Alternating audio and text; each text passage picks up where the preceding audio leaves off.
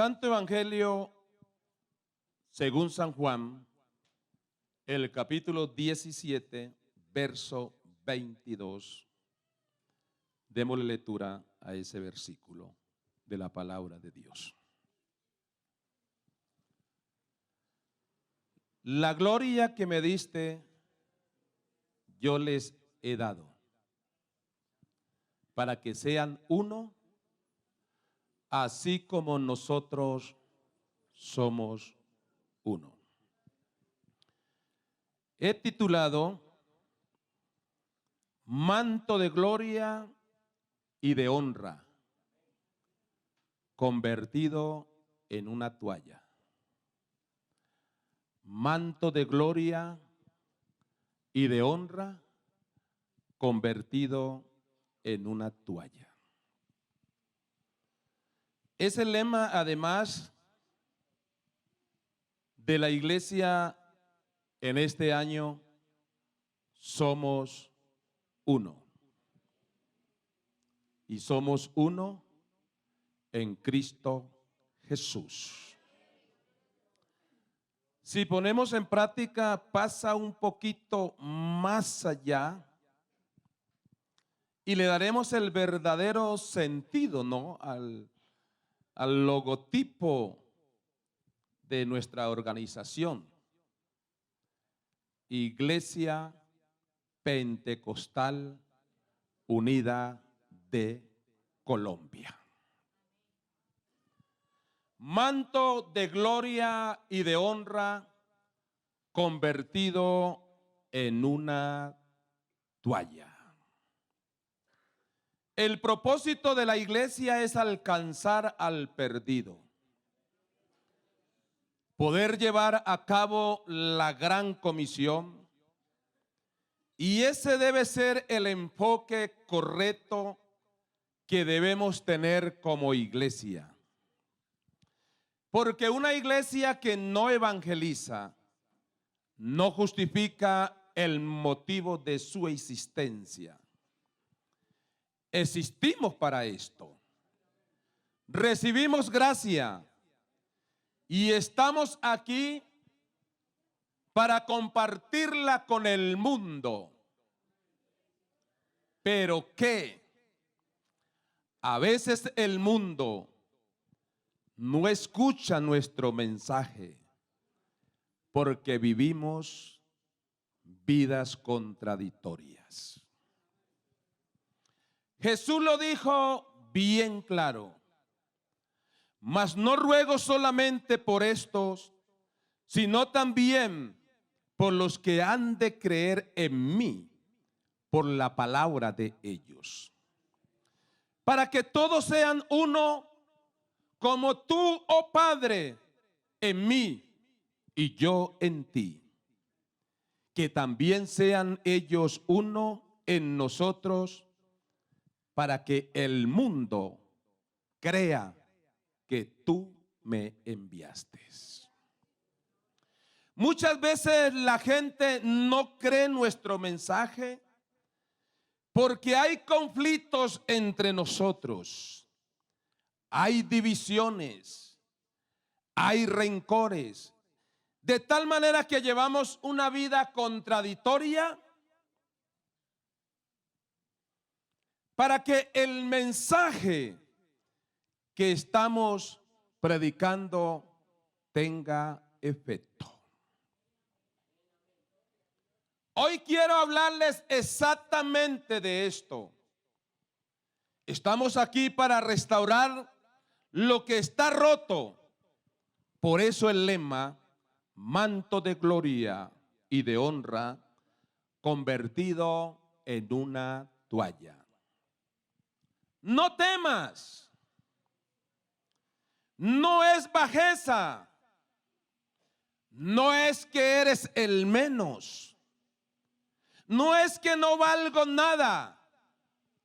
No te rindas. No te desanimes. No te des por vencido.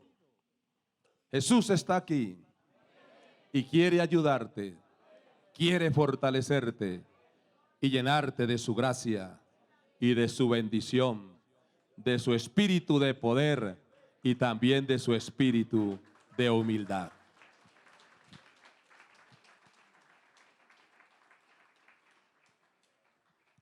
Hoy quiero hablarte exactamente de esto.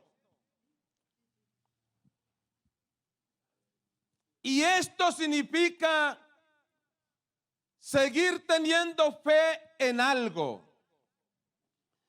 Y me he dado cuenta que la iglesia generalmente es experta en tener fe.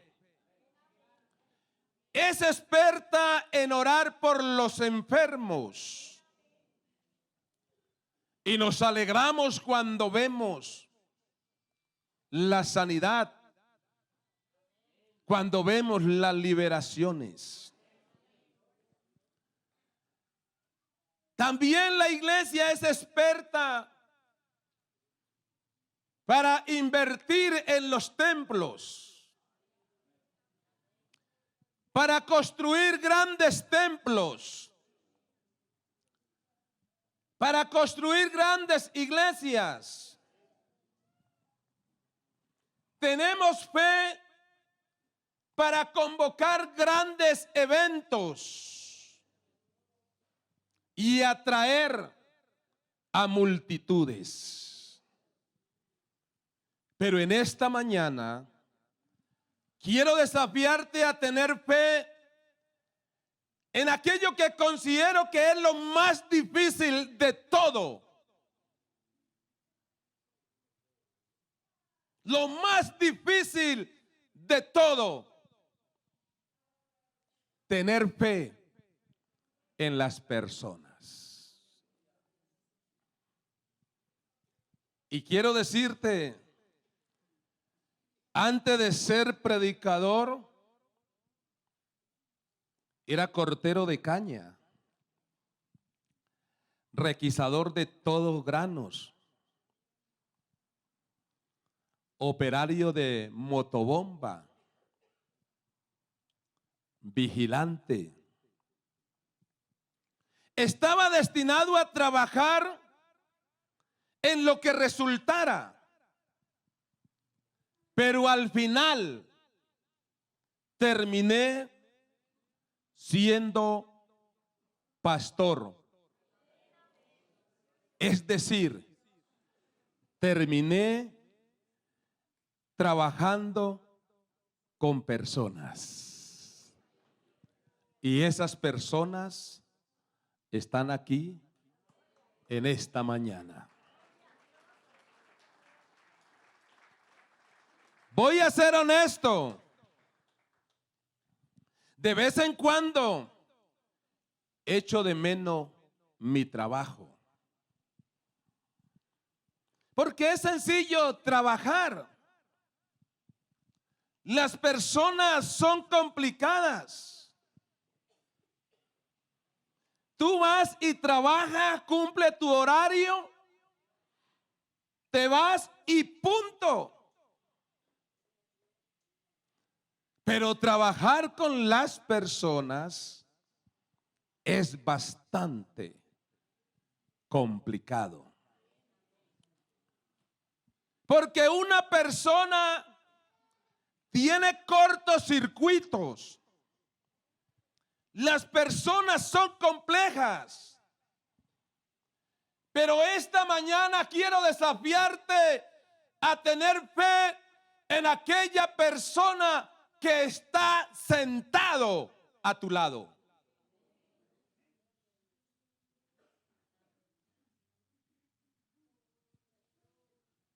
Nadie dice nada.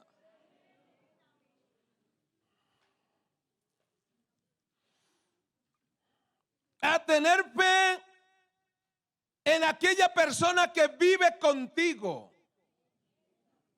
A tener fe en las personas. No sé cómo está tu situación relacional ahora, pero el mensaje que os traigo tiene principios capaces de restaurar cualquier relación que esté rota Eso si tú lo quieres y te propones. Va a ser un mensaje muy práctico, que nada más que terminado el mensaje lo vas a colocar en práctica si lo quieres, y si lo quieres lo vas a lograr. Si tu matrimonio está en conflicto, estos principios pueden restaurar tu matrimonio. Si tienes un conflicto con un familiar, estos principios pueden restaurar tu relación familiar. Si la iglesia se está dividiendo en algún sector, estos principios pueden restaurar la unidad de la iglesia.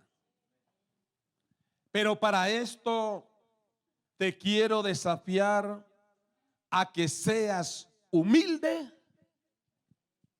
Te quiero desafiar a que seas humildes y tomes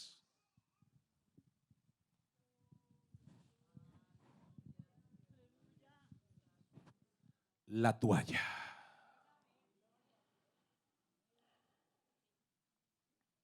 ¿Aló?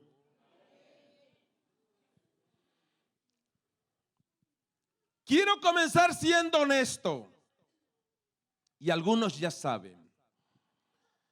En mi vida he tenido conflictos con las personas. De eso recuerdo haber vivido una crisis relacionada con la doctrina del Espíritu Santo y el arrebatamiento de la iglesia. Porque mi pastor decía de que no había necesidad de recibir el Espíritu Santo y que la iglesia pasaba por la gran tribulación. Y yo con este libro sagrado le decía que hay necesidad de ser lleno del Espíritu Santo. Y con este libro le decía, es que la Biblia me habla muy claramente que la iglesia no pasará por la gran tribulación. Y créame, hermano, que mi pastor se hizo un sector de grupo, en ellos más a los comités que me despreciaron. Y caí en una depresión y amargura. Eso sí, nunca me fui de la iglesia. Pero eso era bastante duro, tener que por defender la sana doctrina. Y hoy vuelvo y lo digo, cuésteme lo que me cueste. No importa que vuelva a pasar lo que pasé, lo seguiré pasando, pero la sana doctrina hay que defenderla.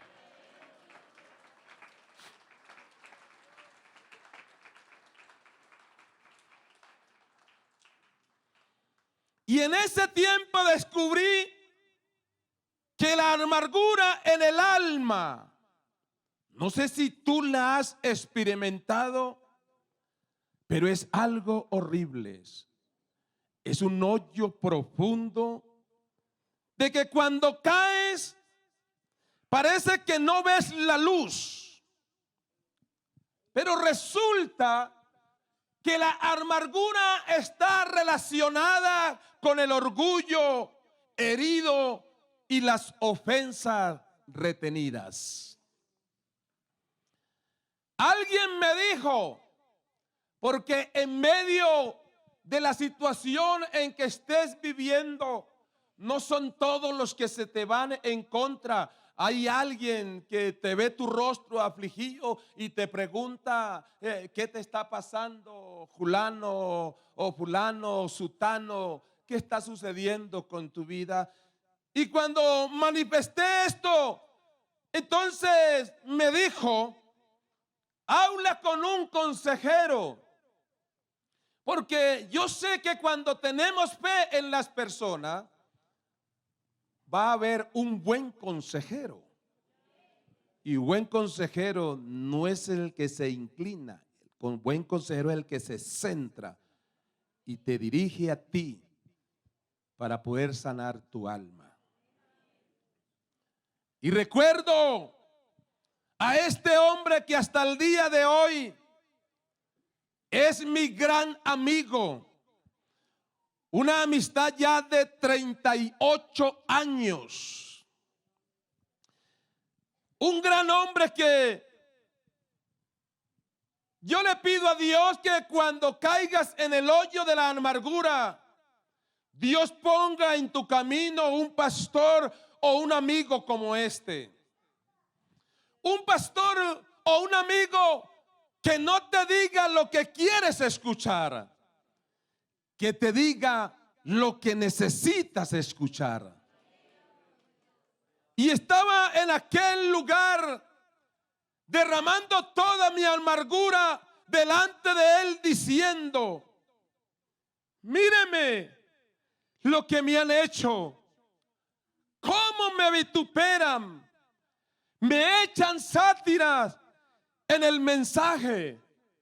Otros me dicen que no me quieren ver en la iglesia, no me hablan, se ríen. Y claro, cuando queremos ser dramático, podemos ser dramático.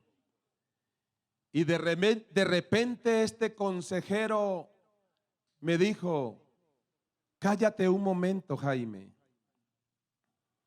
Deja de llorar. Deja de lamentarte. Mírame. Mírame. Y me hizo una pregunta. Una pregunta que lo cambió todo. Y me dijo: Jaime, ¿qué crees que Jesús te está enseñando con este conflicto? ¿Qué crees que Jesús te está enseñando con este conflicto? Hoy lo he entendido. Hoy lo he comprendido en este ministerio. Dios estaba trabajando en mi vida hace 38 años para estos últimos días estar con ustedes. Y en ese momento, cuando Él me interrumpió con ese dramatismo de víctima, porque me sentía la víctima, y así nos pasa a nosotros, nos sentimos víctima. Pero cuando hay una palabra que viene desde los mismos cielos, tú sientes la presencia de Dios. La presencia de Dios se mueve. ¿Y sabe qué versículo me llegó a mi mente? Un versículo que todos leemos y es muy hermoso.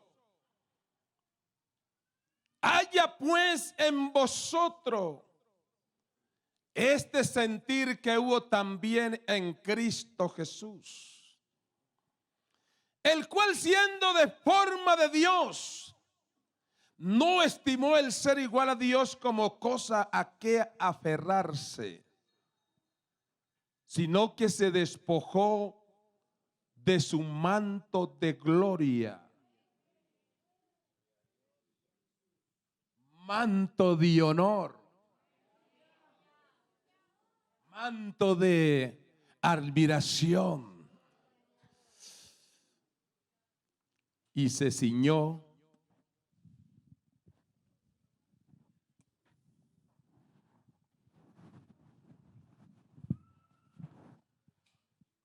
la toalla. Ese manto se convirtió en una toalla. Dio coincidencia porque voy a hacer un bautismo ahora. Alabado es el nombre de Jesús. Y ese manto que se lo ciñó como si fuese una simple toalla, e inclinándose delante de la humanidad, se convirtió en el esclavo de todos. Y todos los que estamos aquí, cuando miramos ese versículo, podemos decir: vi a Jesús despojándose de su manto de gloria y ciñéndoselo alrededor de la cintura, como si fuese una simple toalla, para servir a la humanidad. Si ese aplauso es para Él, déselo.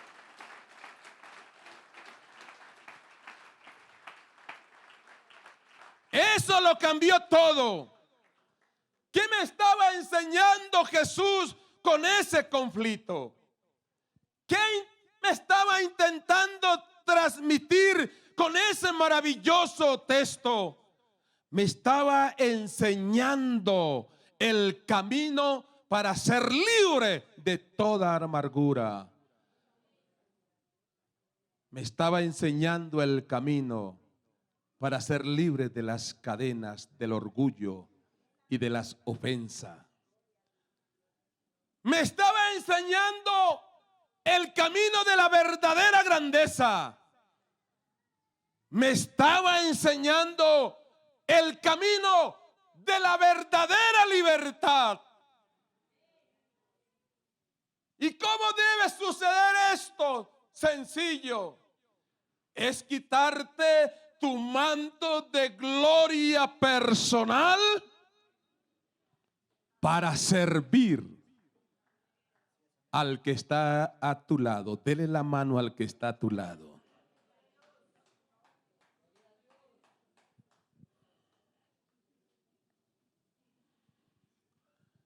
Aleluya. Él está aquí. Él está aquí. Él está aquí. ¿Quiere aplaudir la presencia de Dios? Él está aquí.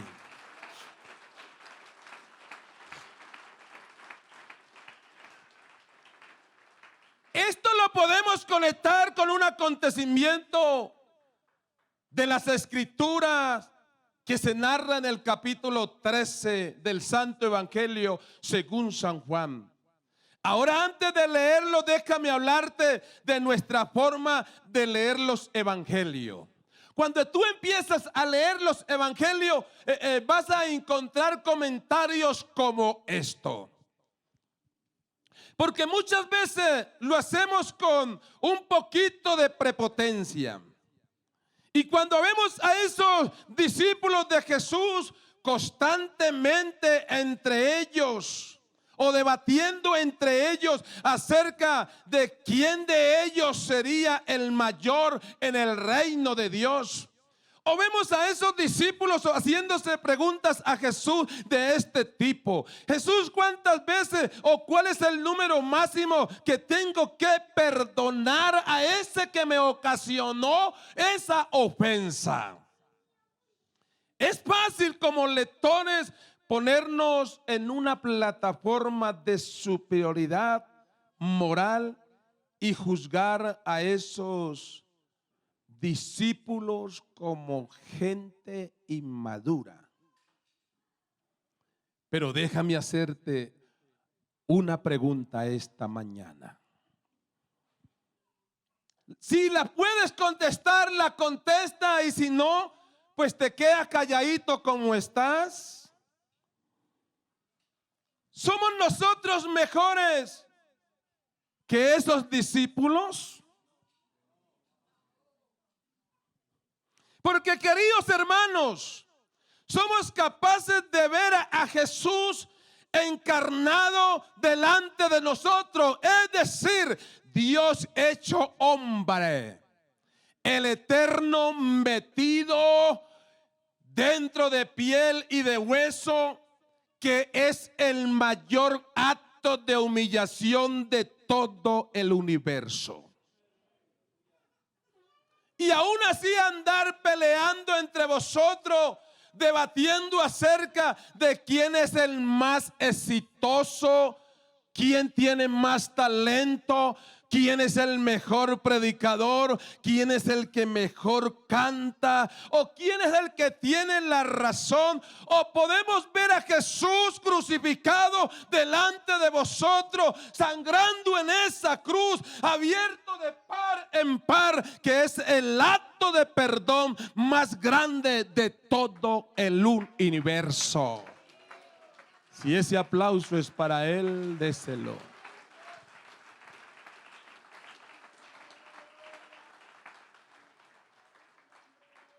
Y aún así, andar reteniendo ofensas los unos a los otros. ¿Somos mejores nosotros que esos discípulos? A veces pienso que no. En la última cena veo a Jesús, digámoslo así, vamos a exagerar un poquito, casi llorando, triste. Y esto les invito a ustedes, porque yo casi en estos últimos tiempos me he dado como a leer las escrituras con más entendimiento, prestándole más atención, no a la ligereza de aprenderme un versículo para citarlo en la iglesia, sino con entendimiento, como para yo formarme, para yo crecer.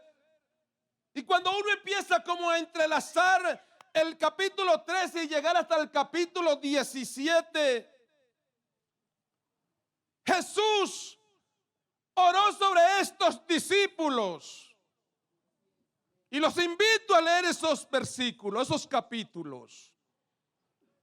Jesús oró sobre esos discípulos y les dijo: Dios, que sean uno. Dios, que sean uno. Que sean uno como nosotros somos unos. Y no vamos a entrar en la profundidad de esos maravillosos textos acerca de la implicación de esta oración.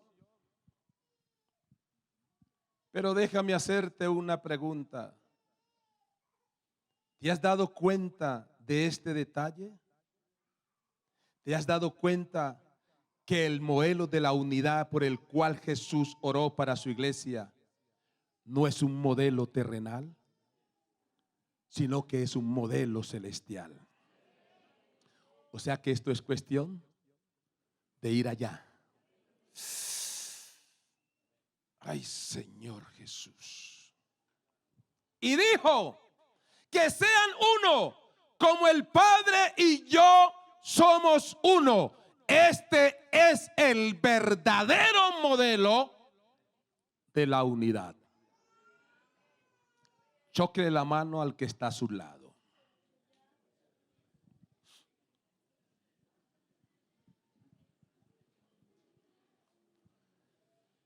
Vamos a hablar del acto que sirvió como plataforma para que Jesús hiciese esa oración.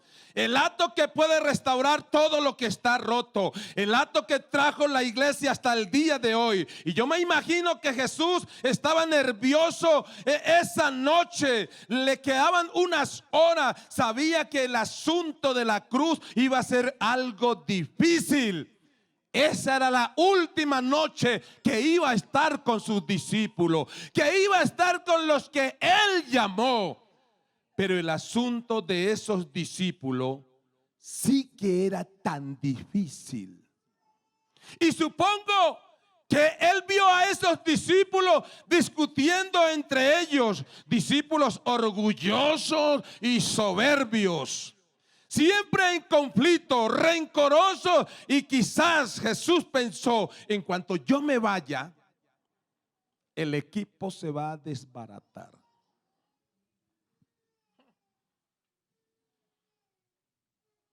Y esto va a terminar aquí.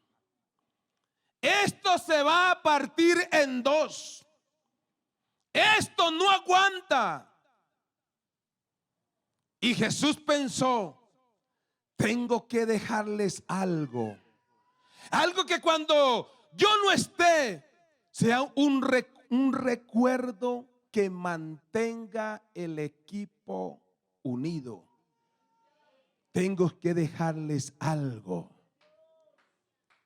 Tengo que dejar algo que mantenga este equipo funcionando. ¡A Él sea la gloria!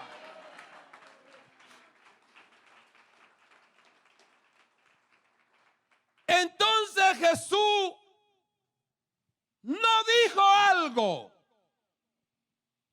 Jesús hizo algo. Hizo algo inolvidable. Hizo algo que está escrito en el capítulo 13, secretario. Y prestemos atención a la lectura.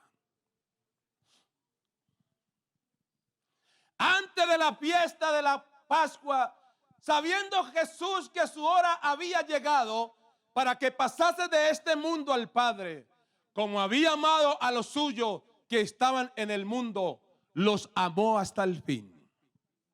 Y cuando cenaban, como el diablo ya había puesto en el corazón de Judas Iscariote, hijo de Simón, que le entregase. Sabiendo Jesús que el Padre le había dado todas las cosas en las manos y que había salido de Dios y a Dios iba, se levantó de la cena y se quitó su manto y tomando una toalla se la ciñó. Luego puso agua en un lebrillo y comenzó a lavar los pies de los discípulos. ¿Por qué no decir los pies de esos, los pies sucios de esos discípulos?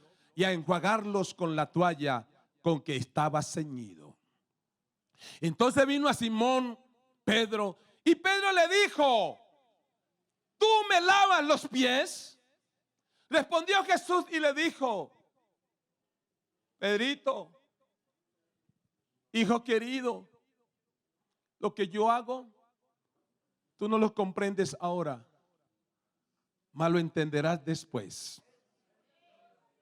Pero le dijo, no, orgulloso, altivo, no me lavará los pies jamás. Jesús le respondió, mire muchachito, si no te lavares, no tendrás partes conmigo. Dele ese aplauso porque esto es verdad.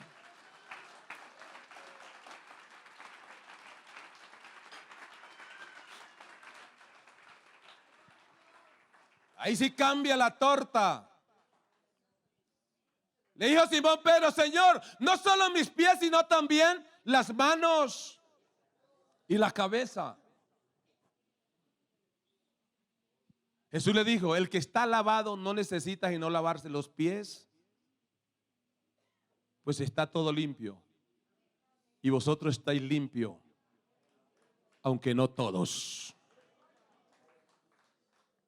Porque sabía quién le iba a entregar. Por eso dijo, no estáis limpios todos. Así que después que les hubo lavado los pies, tomó su manto, volvió a la mesa y le dijo, ¿sabéis lo que os he hecho? Déjelo ahí otra vez. ¿Sabéis lo que os he hecho? Iglesia Central. ¿Aló? ¿Sabéis lo que os he hecho? Sigamos. Vosotros me llamáis maestro y señor. Y decís bien, porque lo soy. Iglesia Central, pues si yo, el Señor y el maestro, ay santo.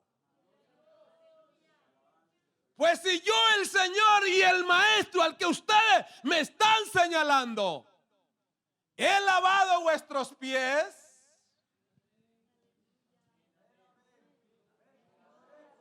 aleluya,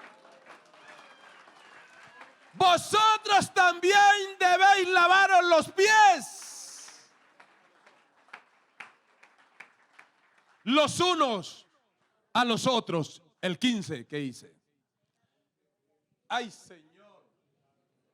Porque ejemplo os he dado, para que como yo os he hecho. Ay, Señor.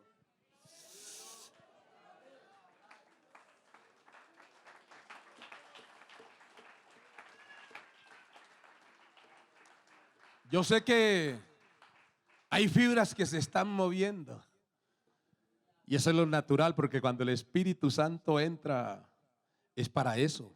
Y eso es lo que lo necesitamos nosotros. Jesús lava los pies de sus discípulos.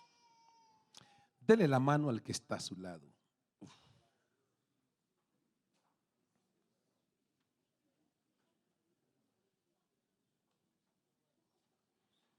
Aleluya. El contexto que acabamos de leer es el contexto judío hace 2000 años.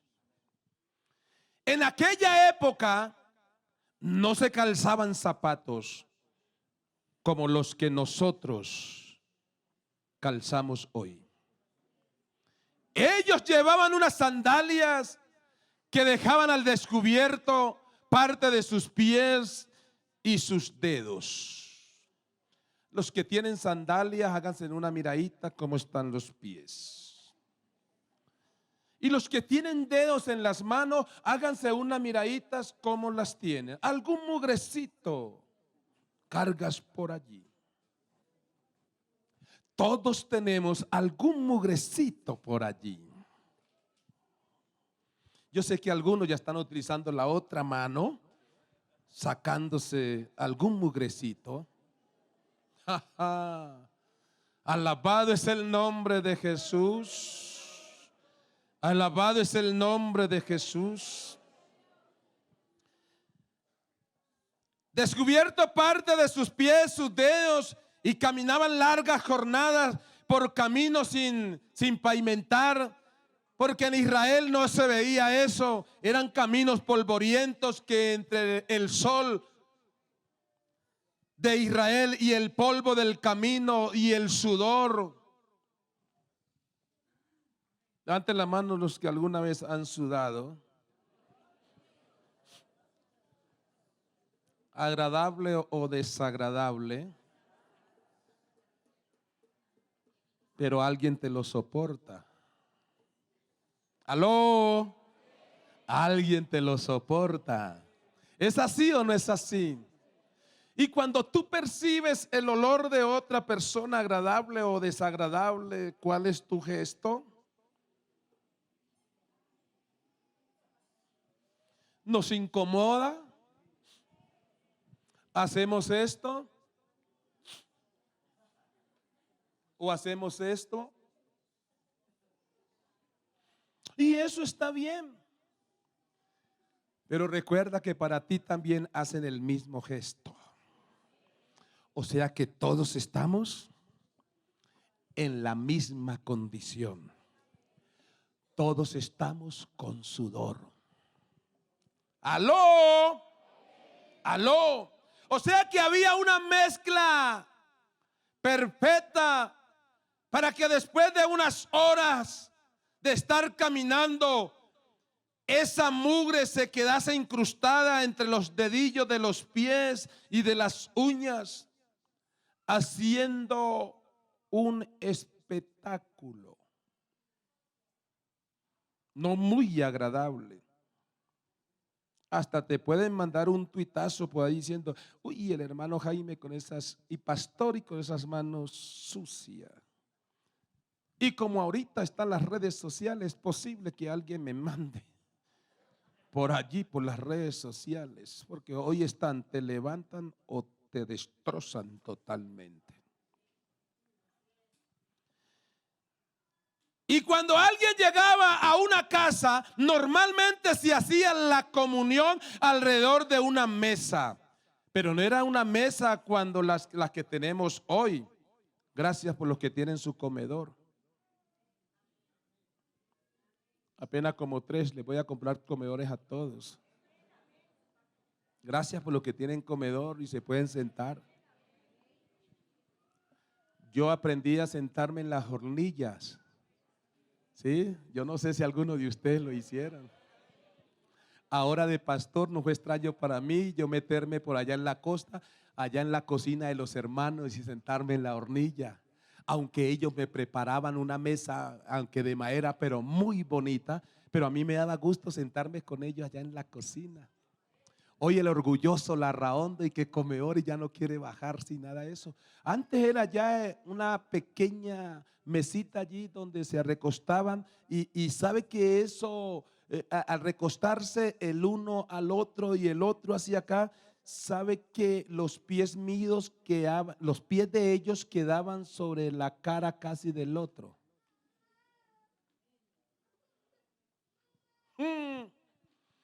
Los que usan bota del trabajo de todo el día y quitársela al frente de una persona o sentarse así y usaban esos cojines y en esa posición literalmente los pies quedaban muy cerca de la cara del otro, por lo tanto no era buena educación y motivo de higiene, que antes de sentarse en la mesa tenían que lavarse los pies. Lavarse los pies. Ay, pero Jesús es muy prudente. Jesús es muy sabio. Jesús es diferente a nosotros. Y por eso es que Él está empeñado que seamos como Él.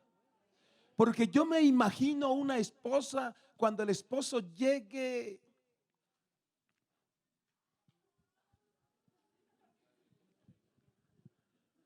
¿Será que le expresará palabras como esta? Mi amor.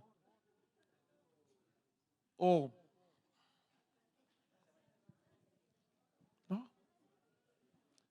Los discípulos, no sé si ellos no se lavaron los pies, porque en una ocasión ustedes recuerdan que los fariseos le dijeron a Jesús: Jesús, mira, ¿por qué tus discípulos no se lavan las manos para comer? Jesús, pues, para dar una enseñanza, le dijo: no, ellos no tienen necesidad de lavarse las manos, no, Señor, porque lo que contamina al hombre no es lo que entra, sino lo que sale. Ahora no es que ustedes no se vayan a bañar ni a lavarse las manos. No, hay que bañarse. Sí, hay que echarse jabón. Lo que hay que entender es el momento en que Jesús está hablando y la ocasión que se presenta para transmitir un mensaje de enseñanza.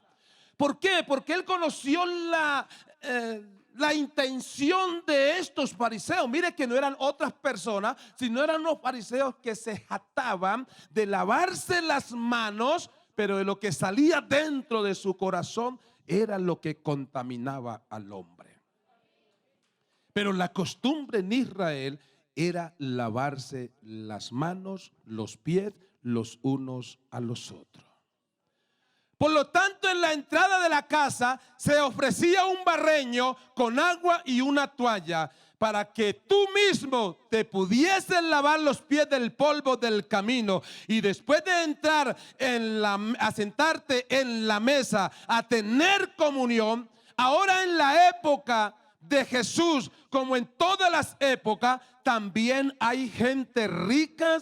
Y en la casa de los ricos había un esclavo, y se destinaba a uno de esos esclavos, al esclavo de menor rango en la casa, la tarea de lavar los pies a los visitantes como un acto de cortesía del dueño de la casa. Se ofrecía ese servicio de lavar los pies a los visitantes, y se le elegía al esclavo de menor rango de la casa para hacer esa tarea. Una tarea que se consideraba tan humillante que debía hacerlo el esclavo de menor rango. Y todos sentados. Está el platón, está la toalla. ¿Quién toma la iniciativa? Nadie. Nadie. Miro a Jesús mirándolos. Y estos así con estos pies sucios, sabiendo que es la última cena y no van a lavarse los pies. Se levantó.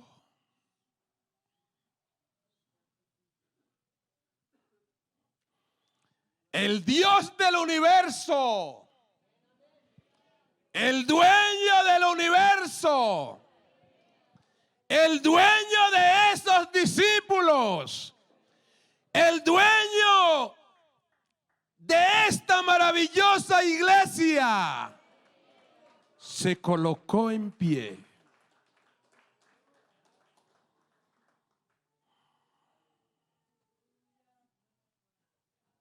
Porque en ese salón donde estaba haciéndose la última cena, había un grupo de discípulos sentado a la mesa con los pies sucios. Sin embargo, no había ningún esclavo para lavar los pies de los comensales. Lo que sí había era un barreño, sí había agua, sí había una toalla, pero ninguno de los discípulos se ofreció a lavar los pies de ningún otro. E inclusive ni de ellos mismos. Y en ese salón donde se estaba haciendo la última cena, hasta que de repente Jesús hizo algo escandaloso.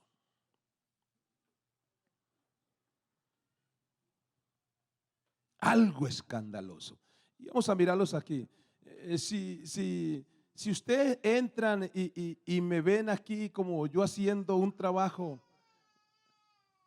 como recogiendo una basura por aquí, ¿qué les produce a ustedes? Y yo creo que usted va a decir, no, pastor, eso produce. Uy, el pastor haciendo esto. No, Dios mío. Pero Jesús lo hizo. Se levantó, tomó el platón y tomó la toalla. Y lo que Jesús estaba haciendo era algo escandaloso. Él se levantó de la mesa, se quitó su manto, se ciñó una toalla alrededor de la cintura, tomó un barreño de agua y comenzó a lavar los pies de su discípulo. Había tensión en la sala, hasta que de repente Pedro, que era medio andaluz, que era colombiano, dijo lo que todo el mundo estaba pensando ahí. Detuvo a Jesús. Quieto. Tú a mí no me lavarás los pies. No. No me lavarás los pies jamás. Eso no funciona así conmigo. Esto está fuera de orden. No me lavarás los pies jamás. Dicho colombiano. Y Jesús le interrumpió y dice algo. Pedro, si no te lavo los pies, no tendrás parte conmigo. Di conmigo, no tendrás parte conmigo. Más fuerte. Más fuerte. Piensa en esto. Lo que Jesús le estaba diciendo a Pedro. Pedro, si te lavo los pies, estaré creando una plataforma para nuestra comunión. Pedro, si te lavo los pies, aunque tú no lo comprendas ahora, eso nos va a unir. Pedro, si te lavo los pies, tú tendrás parte conmigo y yo tendré parte contigo. Pedro, pero si no te lavo los pies, no vas a ser uno conmigo. Si quieres darle ese aplauso a él, déselo.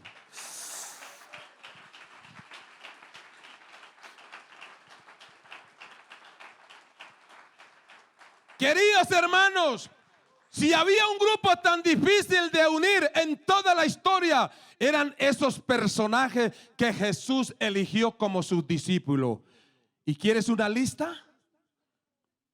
Un celote nacionalista judío, un publicano funcionario del Imperio Romano en el mismo equipo, pescadores sin educación,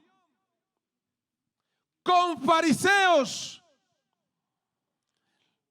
letrados en el mismo movimiento, mujeres y hombres aprendiendo juntos, amos y esclavos llamándose hermanos. Y quiero decirte, queridos hermanos de la Central, en ese grupo había tantas diversidades de mentalidades, de clases sociales, de posiciones políticas, perspectivas de la vida, como probablemente los hay en esta mañana, aquí en este lugar. Y estoy seguro que en este lugar hay mucha gente diferente. Están los que prefieren las empanadas y los que prefieren al pescadito frito, los que son de la izquierda y los que son de la derecha, los que son del Deportivo Cali y los que son del América y los que son del Pasto. Y en este lugar hay probablemente, hay tantas mentalidades, clases sociales, posiciones políticas, perspectivas de la vida, como lo había en ese lugar. Pero Jesús se convirtió en el catalizador de una unidad aparentemente imposible. Por eso Jesús no esperó que la unidad surgiese. Jesús provocó la unidad. Y la provocó poniéndose de pie, ciñéndose su toalla alrededor de la cintura y tomando un barreño de agua. Jesús nos demostró que la verdadera unidad no es una filosofía, no es un discurso, no es un evento. La unidad es un acto, el acto de tomar un barreño y lavar los pies del otro. Muy flojito ese aplauso.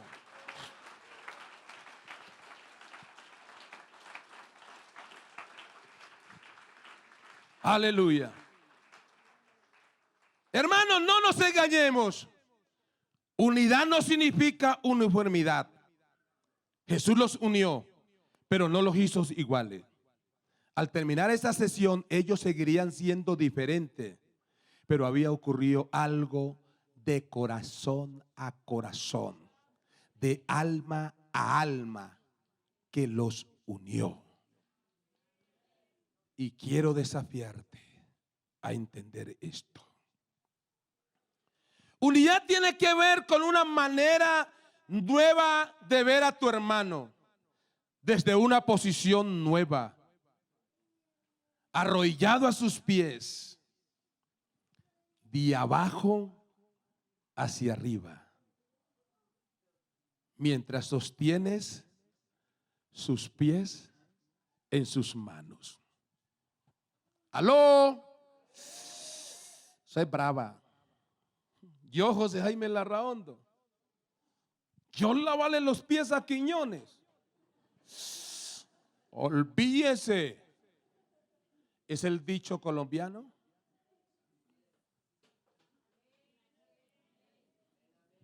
¿Es el dicho nariñense? Yo, ¿qué tal? Yo rebajarme, yo humillarme. No. Conmigo no pasa eso. Y yo no sé si lo estás entendiendo. Pero he estado en tantos eventos de unidad que no han servido absolutamente para nada. He escuchado tantos discursos acerca de la unidad que no han provocado nada. He estado en tantos comités en pro de la unidad que no han transformado nada. Porque la unidad es mucho más que un discurso, es mucho más que una filosofía, es mucho más que un evento, es mucho más de un acto de ceñirte una toalla y lavar los pies de tus hermanos. Y yo sé, si tu matrimonio está fracturado, si tu familia está fracturada y si la iglesia local está fracturada, pero no hay una clave en ese acto que pueda hacer que todo lo que esté roto se vuelva a restaurar, esto tiene poder para hacer que esa persona tenga parte contigo y que tú tengas parte con ella. Y quiero hablarte de 4 movimientos que pueden provocar la cuarta unidad. Unidad. ¿Están listos? Diga conmigo, estoy listo. Primer movimiento o la primera clave: saber quién eres. Saber quién soy. Jesús, sabiendo, porque sabía quién era él, que el Padre le había dado todas las cosas en las manos. Jesús sabía que había salido de Dios y que a Dios iba. Se ciñó la toalla para lavar los pies. Y en otras palabras, Jesús, sabiendo quién era, se ciñó como un esclavo.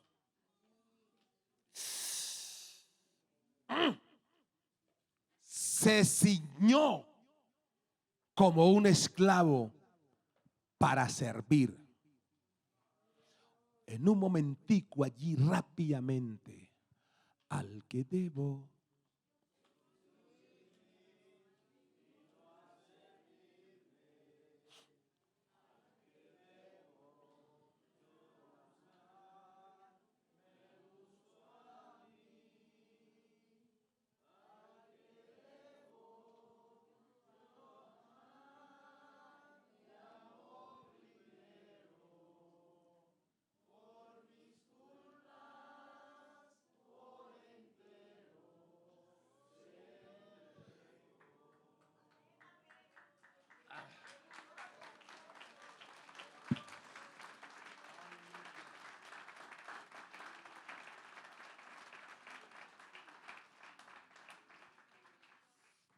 ¿Cuál es el principio que está aquí? El que sabe quién es.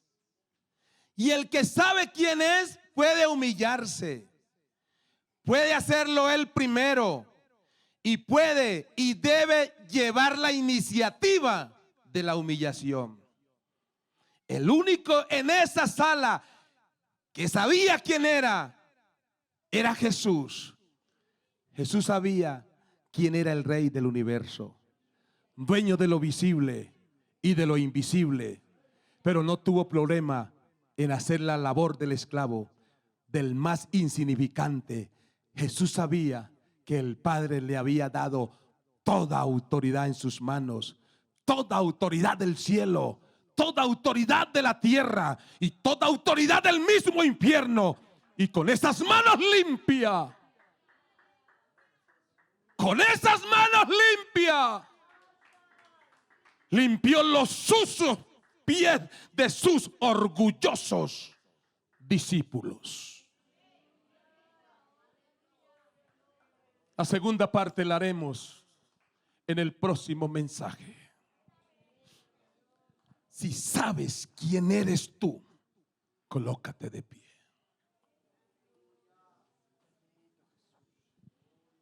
Aleluya. ¿Sabes quién eres tú? Nadie sabe ahora quién es. Pero gracias por los 2 amenes. Al menos hubieron 2 amenes. Con esos 2 comenzamos y vamos a revolucionar, no solamente desde aquí, lo de aquí de la central, sino que arranque desde aquí de la central de Pasto para Nariño, Colombia, y el mundo entero, porque el mundo está dividido, y como el mundo está dividido, por eso se están comiendo los unos a los otros, se están matando los unos a los otros. Pero alguien tiene que marcar la diferencia. Alguien tiene que bajarse de ese orgullo, porque en la segunda parte donde vamos a mirar, ¿sabe qué es lo que va a decir Jesús un día de esto? Jaime, Jaime, si no te humillas, te humillo.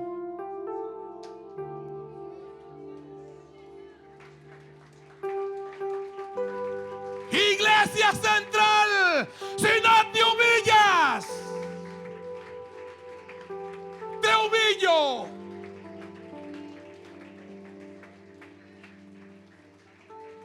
Pero cantemos el coro. Al que debo yo servir, pero hazlo con entendimiento. Hazlo con entendimiento y comprende cada palabra de ella. Es el acto más grandioso de la grandeza, la humillación. Recuerda que Él tomó el esclavo de menos rangos en la casa, pero era el dueño del universo y es el dueño del universo. Pero Él lo hizo.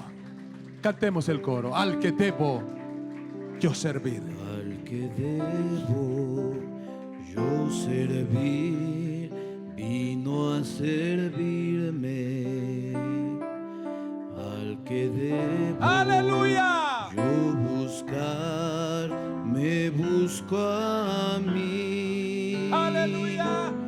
Al que debo yo amar, me amó primero. Por mis culpas por entero se entregó. Su martirio comenzó en el pesebre. ¡Aleluya!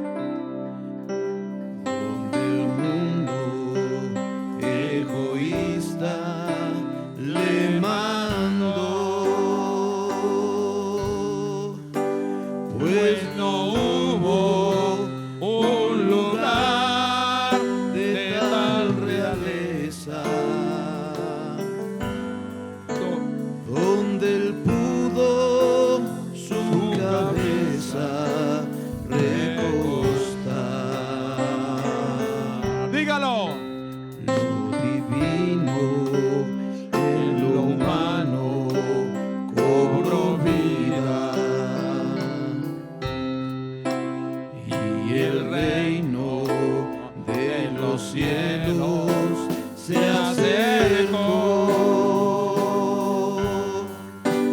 El misterio de los siglos revelado. ¡Aleluya! El Mesías prometido se hará. Si quiere tomar la mano de su hermano. Al que debo yo servir, vino a servirme. Al que debo yo buscar, me busco a mí. Sí, Señor. Al que debo yo amar, me amó primero. Por mis culpas por entero se entregó.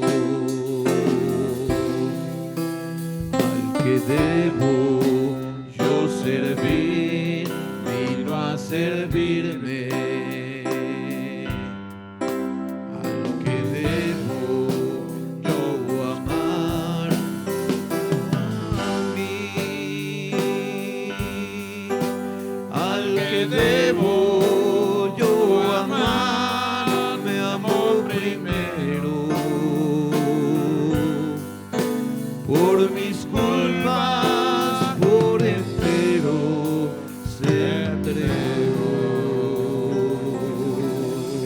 Vamos a la unidad.